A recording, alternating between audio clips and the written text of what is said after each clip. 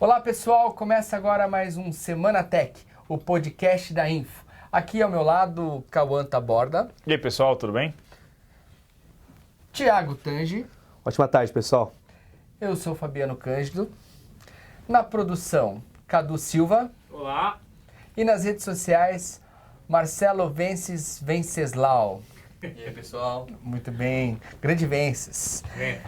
E, enfim, vamos conversar sobre acho que a notícia da semana, né? Ou do mês, acho que desse mês de julho, é a história lá da NSA, que no último domingo teve mais um capítulo, agora envolvendo o Brasil. O programa Fantástico da Rede Globo exibiu com exclusividade uma reportagem falando que o Edward Snowden, o ex-agente da CIA, envolvido aí, o cara que denunciou a espionagem dos Estados Unidos, feito pela NSA, um órgão de espionagem secreta, falando que eles ficaram monitorando por algum tempo as redes brasileiras. E com esse trabalho aí, né, esse trabalho ilegal pela convenção, inclusive pelas convenções internacionais, mapearam telefonemas de brasileiros para o exterior, ou mesmo de brasileiros para brasileiros aqui dentro. Não se sabe ao certo, mas parece que a NSA também capturou e-mails, informações em redes sociais e informações em diversas redes, tanto corporativas como de empresas, pequenas empresas e até mesmo de cidadão comum, né? O governo brasileiro, obviamente, como os outros países europeus, os países europeus que também foram, nos últimos anos, monitorados pelos americanos, fez uma carta de repúdio e, enfim, reclamou bastante. Então, o que você acha? Você acha que o governo brasileiro está certo? Qual que é o caminho? O que você... Aquela situação que não é inédita, né? Acho que não é algo que nos pega de surpresa, afinal de contas, vem sendo recorrente, mas quando se fala de Brasil, né? Quando chega até nós, aí a coisa toma outras proporções, né? Porque só lembrar, por exemplo, que depois de 2001, depois do ataque às Torres Gêmeas, né? O ataque terrorista às Torres Gêmeas, lá em 11 de setembro, o Bush, que era o presidente do país, ele fez uma série de leis que anulavam algumas garantias, inclusive de liberdades individuais. Então, permitia você abrir carta, permitia você fazer grampear isso sem nenhuma requisição da justiça. E isso foi alvo de muito debate e chegou aqui no Brasil também, né? Foi muito debatido. E a gente pensando, né? E se acontecesse aqui no Brasil? E se você também tiver esses monitoramentos no Brasil? E aí a gente comprovou que no domingo, né? No domingo com as reportagens que saíram aqui, isso de fato já acontece, né? Então acho que é uma coisa que a gente fala, mas é besteira, né? Parece coisa pouca. O que eu tenho a ver com isso, né? Ou, tudo bem, vai ver minha mensagem lá pra mãe, pro amigo, pra namorada. Mas isso é muito sério, né? Porque por mais que a gente saiba, quando a gente está numa rede social, tudo aquilo que a gente está produzindo, né? Pertence a uma empresa que você faz um contrato com ela, né? Ainda que a gente não leia tudo, há um contrato com essa empresa, mesmo assim, você tem algumas premissas de liberdades individuais, né? Que tem que ser respeitadas. A confidencialidade é uma liberdade que tem que ser respeitada, e quando isso é quebrado, você realmente fica numa situação muito complicada, né? Por mais que não tenha nenhuma informação sensível nossa, Claro. né? Mas acho que só de você saber que está aí, né, algo infringindo a sua liberdade individual, isso é algo muito sério, né? O governo brasileiro vai tomar algumas atitudes. Hoje já avisou que está elaborando um grupo para poder investigar o que foi roubado, porque... roubado não, monitorado, né? Não vou usar essa expressão porque isso precisa ter uma acusação, mas o que foi monitorado pelos americanos. E também eles estão preocupados que eles pegaram informações do pré-sal, que isso é uma informação muito sigilosa da Petrobras, inclusive do povo brasileiro, porque a Petrobras é uma empresa pública, né? E também de outras empresas. Um dos caminhos para tentar evitar a espionagem é tentar ter mais cabos submarinos de internet, porque isso não passaria pelos servidores americanos. Se você envia informação que passa pelos Estados Unidos e vai para a Europa, obviamente os americanos vão ter muita facilidade de conseguir essa informação.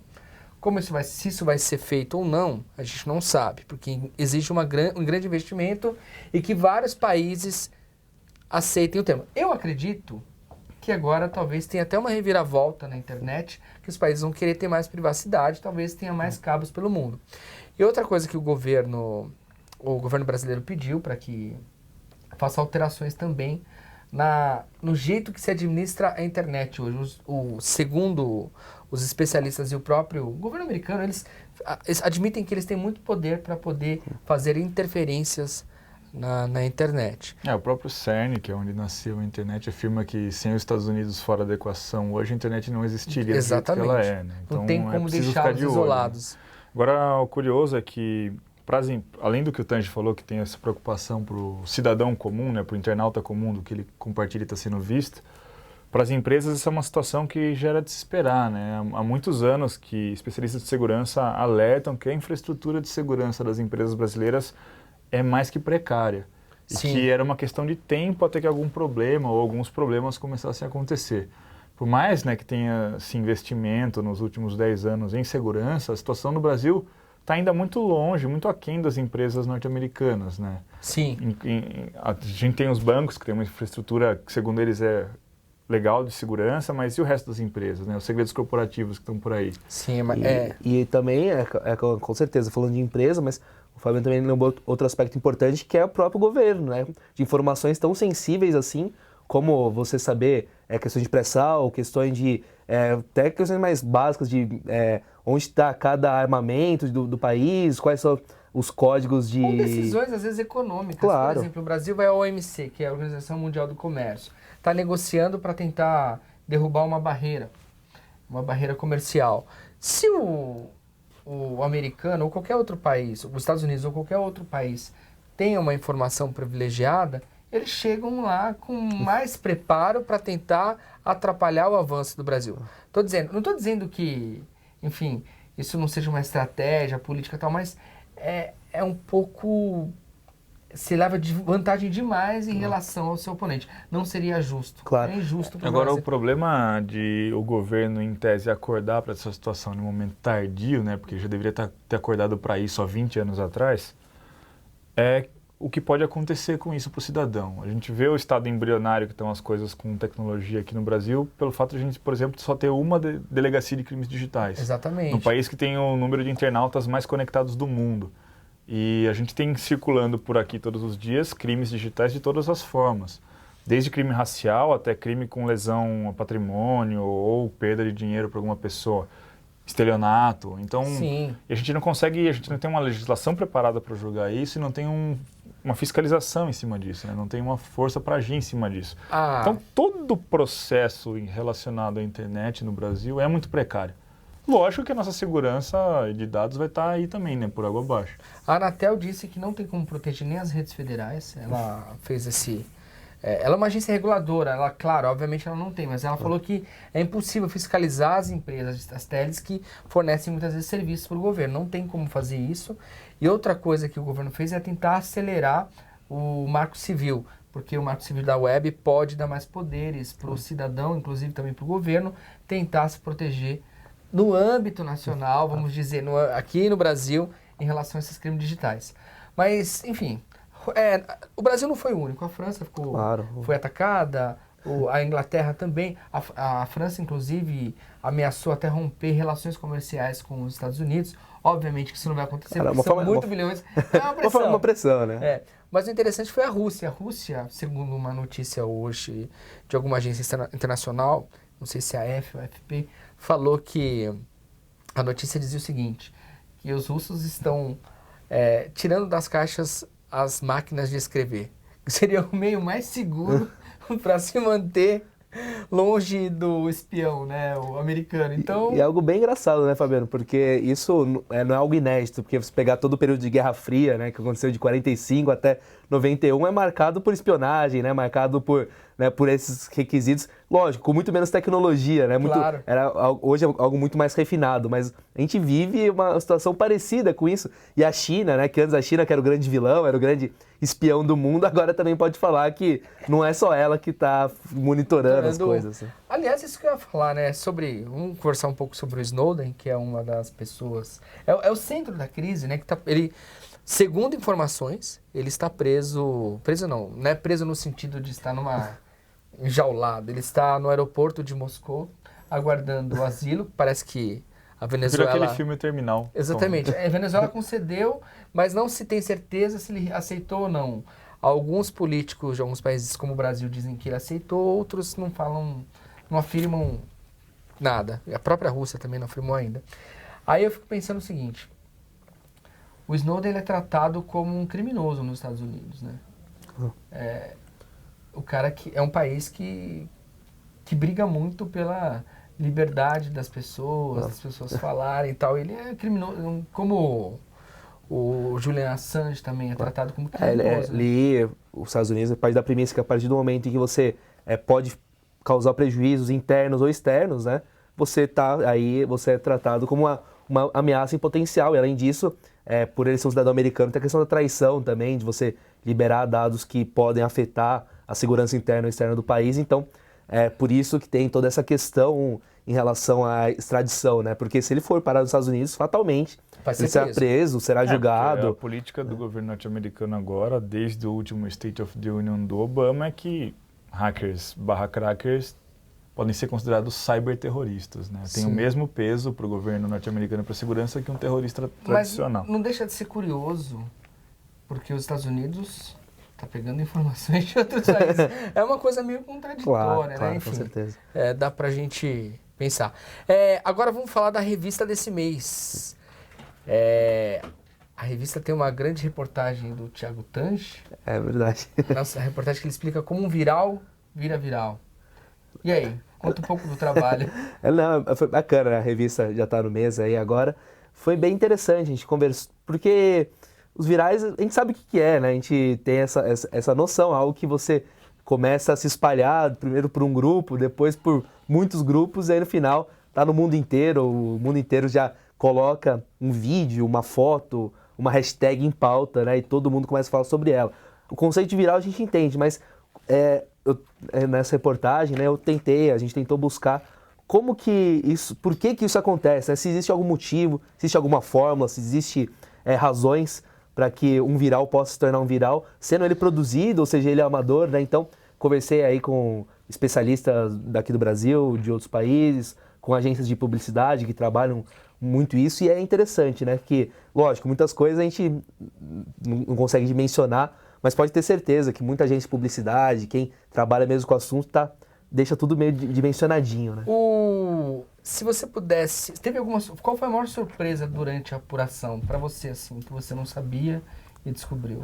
Olha, algo muito interessante foi analisar como que as empresas conseguem ter controle, né, sobre as campanhas que elas fazem. Porque para mim era algo que você coloca na internet e aí vai, né, uma coisa que meio orgânica, né? Pode dar certo, pode não dar certo. Mas eles realmente têm total controle de saber, desde se os usuários, a emoção dos usuários ao ver, né, dependendo uma cena, uma palavra, uma canção, como que isso afeta o usuário, e em que momento o usuário ele chama outras pessoas, começa a compartilhar, rede de compartilhamentos, e como que ele atinge o usuário. Então, uma coisa muito interessante que eu desconhecia, assim, é você, desde chegar até alguém que é influente, que tem um blog, ou alguém que, enfim, é popular, assim, num determinado meio, você chega e fala, ó, tem isso aqui, se você puder, né, você pode compartilhar, tal, que é a questão da mídia, até a coisa que vai se tomando proporção tão grande que tem milhões de visualizações, né? Uma coisa, a revista está muito bonita, tem 2 capas. O conteúdo é o mesmo, mas são 2 capas porque as fotos ficaram bonitas, porque foi um ensaio que foi feito com o pessoal do Porta dos Fundos, da Porta dos Fundos, da Porta dos Fundos, isso. E talvez acho que o grupo que consiga mais emplacar viral no Brasil. E, enfim, a Paula, nossa repórter também, Paula Hotman, foi ao Rio de Janeiro, entrevistou o pessoal e conta também numa bela reportagem como que esse grupo trabalha, a rotina deles. E além disso, a revista tem outros 2 temas, Cauã. Quais são? Tem também o que a Marissa Mayer vai fazer com as 14 startups que ela adquiriu, que o Yahoo está, todo mundo espera, né, se preparando para fazer uma reviravolta, uma revolução, pintar e bordar. Porque a loirinha está fazendo bastante coisa, né? Ela está com certeza nos holofotes. E agora chegou a hora de a gente ver o que ela vai aprontar. Então tem uma matéria bem legal do Juliano Barreto, nosso chefe de reportagem, explorando o que é possível, né, acontecer com esse cenário em que ela fagocitou, né, esse bando de gente. Tem também um hotel para hacker, como que funciona esse lugar que hospeda empreendedores e as pessoas que ficam lá encodando nas suas salinhas, é um negócio bem bacana de você ver. E tem também uma matéria que explora como as séries agora se enquadram para enfrentar esse mundo digital que a gente assiste o que quiser, a hora que quiser, né? Então, Claro. como são construídas os seriados, os personagens e como isso rende mais audiência que o cinema hoje. Então, é uma revista bem legal. Bem, isso é só um pouquinho do que a edição desse mês traz para o leitor. Agora vamos, a gente falou do pessoal lá do Edward Snowden, da invasão das redes brasileiras, da revista, agora a gente vai falar de produtos. Hoje a Nokia soltou um aparelho que está sendo elogiadíssimo por sua câmera de 41 megapixels e sua estrutura. Cauã, qual que é o nome do aparelho? Nokia Lumia 1020. E aí, você acha que é um belo aparelho mesmo ou não? Claro, a gente precisa pegar, testar e precisa ver se funciona bem. Esse é o principal ponto. Mas parece que realmente o produto é promissor, né? Quando o Nokia 808, que é o primeiro, né, aparelho com essa sensor de 40 levels megapixels e preview saiu, a gente afirmou, isso é um teste, ninguém vai usar um aparelho gordo como esse, com descompensação de peso, é só para quem quer aproveitar essa câmera, ver qual é que é dessa tecnologia. Agora o 1020 é a prova de que a gente estava certo, porque tem um celular que é a fusão entre o Lumia 920 e o Nokia 808, que é o Lumia 1020. É um aparelho fino com a mesma câmera de 41 megapixels com tecnologia PureView. E tem uma baita configuração, ele tem um processador dual-core S4 de 1.5 GHz, 2 GB de RAM, uma tela Super AMOLED, então é um Lumia 920 mais equipado, com uma câmera fantástica mesmo. Ele tem 32 GB de armazenamento interno e pesa 158 gramas. Nossa, é bem leve, né? Então, é um baita aparelho, é um topo de linha para brigar com outros topo de linha por aí. Com a vantagem de que, como a gente já testou a tecnologia PureView aqui, e ela deve ter evoluído em alguns pontos, ela de fato faz a diferença na hora de registrar a imagem. Porque, né, a gente vê, não adianta ter 40 megapixels e ter uma lente ruim. Fato, isso é verdade. Mas é que os 41 megapixels que estão ali estão para interpolação, para você melhorar uma imagem de 5 megapixels com a melhor qualidade possível, você poder dar um zoom digital sem perder qualidade e fazer fotos maiores. Então, supera qualquer outro A smartphone Nokia sempre comum. fez aparelhos com uma qualidade muito acima, às vezes, de alguns concorrentes. Assim, a gente pode até dizer isso porque isso é uma coisa reconhecida no mercado. Agora, uma questão, roda o Windows Phone, Roda o Windows Phone. a versão 8.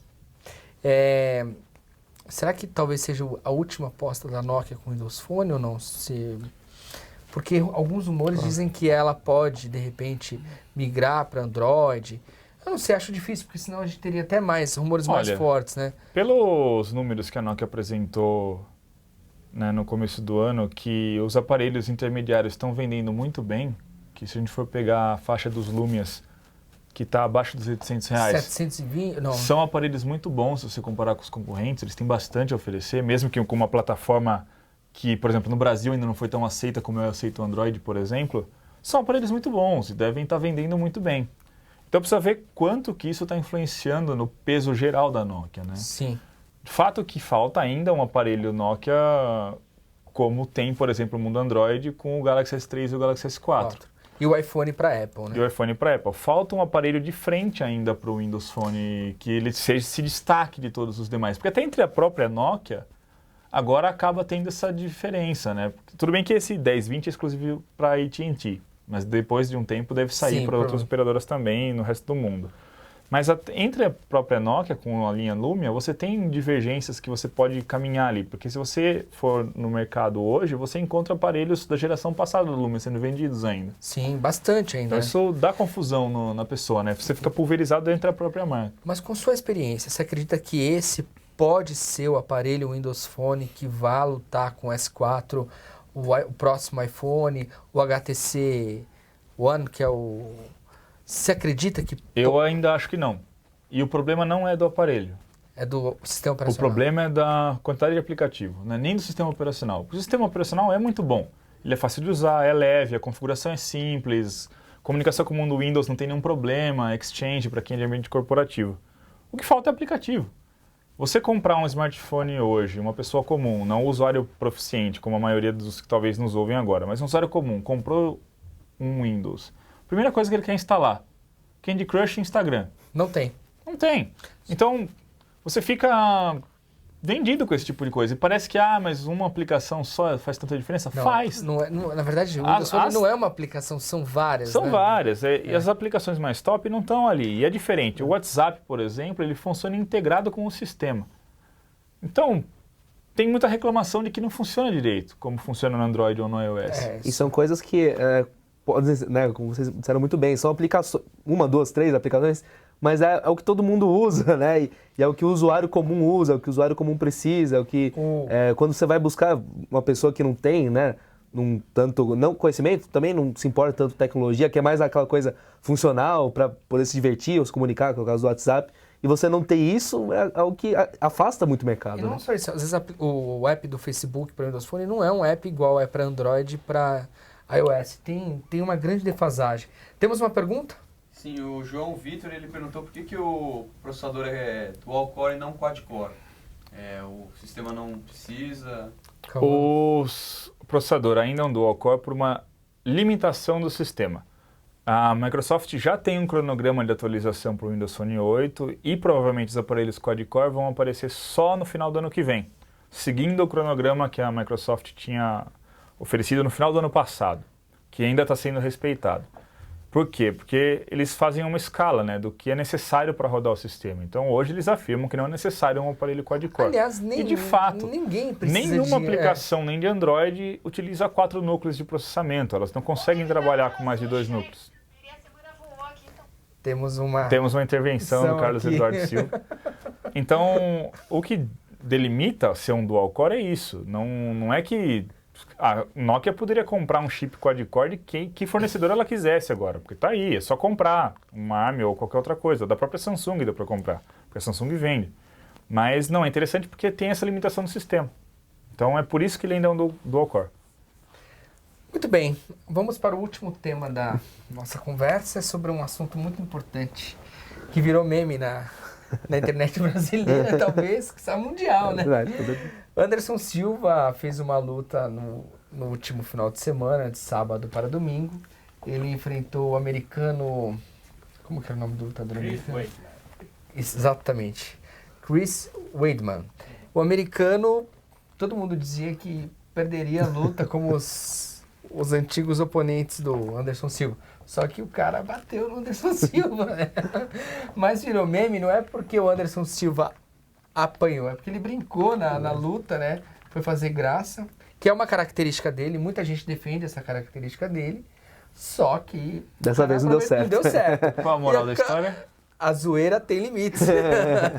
Acabou tomando um soco e acabou virando, além de cair, sofrer derrota, virou meme. É verdade. E é muito engraçado, muito esportivo, né? Sempre rende coisas muito boas que as páginas...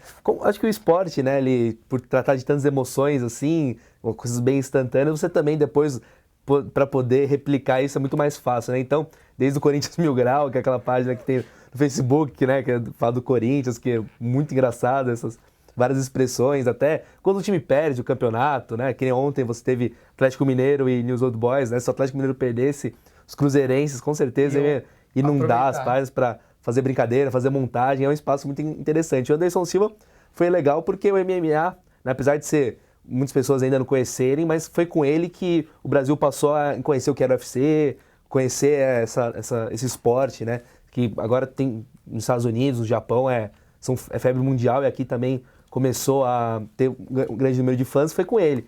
E ele era o cara invencível, ele né? é a lenda do MMA. Ele é a lenda do MMA. No Japão, o cara é uma lenda de fato mesmo. E aí, agora, com essa derrota, né? Uma derrota que era inesperada do jeito que foi, que ele ficou brincando, que era uma característica dele mesmo, né? Ele gosta de provocar o adversário, ele estava provocando muito, mas uma hora ele ficou com a guarda abaixada, né? Ou seja, ele ficou... Falou, bate em mim. O cara bateu. E aí, não teve jeito. Não, e as piadas foram engraçadas, porque colocaram ele, por exemplo, com a camiseta do Vasco, porque o Vasco tem aquela fama de ser sempre o segundo, o vice-campeão. Colocaram a camiseta do Palmeiras. Que caiu. Caiu. Tem várias brincadeiras, assim. Enfim, eu sei que a internet ficou... E os americanos também fizeram vários memes com ele, né? Pra ele ter mais humildade, enfim. Foi interessante, foi talvez um dos temas da internet na semana. Com certeza. Né? Mais um viral, né? Mas um viral. Pois é, um viral. Bem, e amigos da Info, acho que o podcast termina por aqui. Até a próxima semana. Obrigado a todos. Tchau, tchau, gente.